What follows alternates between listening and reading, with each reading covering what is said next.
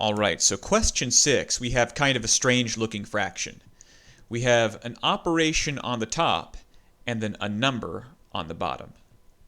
So for complex fractions, I would recommend that you treat the numerator as separate from the denominator.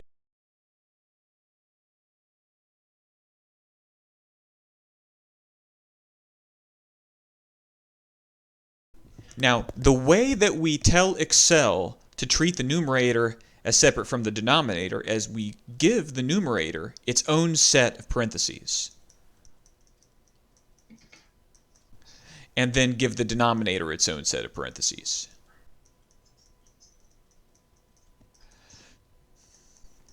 So it helps if you see a weird fraction like this to go ahead and rewrite it with its own set of parentheses on top and a set of parentheses on the bottom. So now, if we use PEMDAS, let's do our operation in parentheses first. If we do 3 plus 5, what do we get? 8. And then if we divide that by 4, what do we get? 2. So that's what should happen. So in Excel, like we said earlier, we always begin with equals.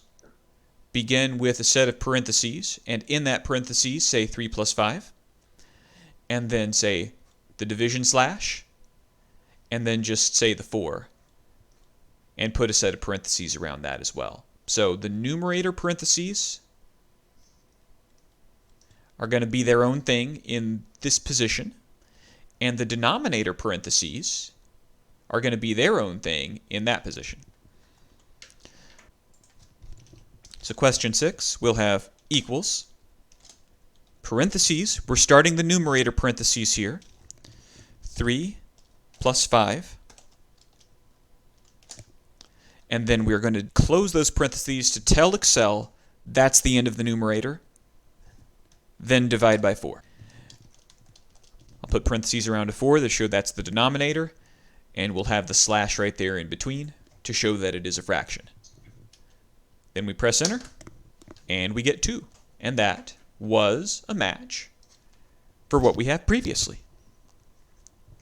So let's try another one of these. So for those of you who took Math 003, they had a large section of that class that was dedicated to adding fractions together. Now, when you add fractions together, remember that they need to have the same denominator, or else we can't add them at all. So in order to get the same denominator here, what do we have to find? So if we did times 8 here and times 4 here, we could take the 3/4 and say times 8 on the top and times 8 on the bottom. And then if we multiply the other one by 4, I'm going to start with 2/8, but I'm going to multiply times 4 and times 4.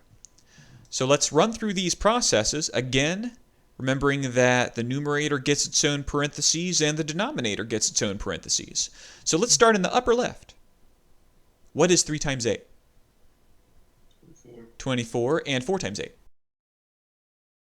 32. Next, let's do 2 times 4 on the upper right. 8, and then 8 times 4. And then let's add those together.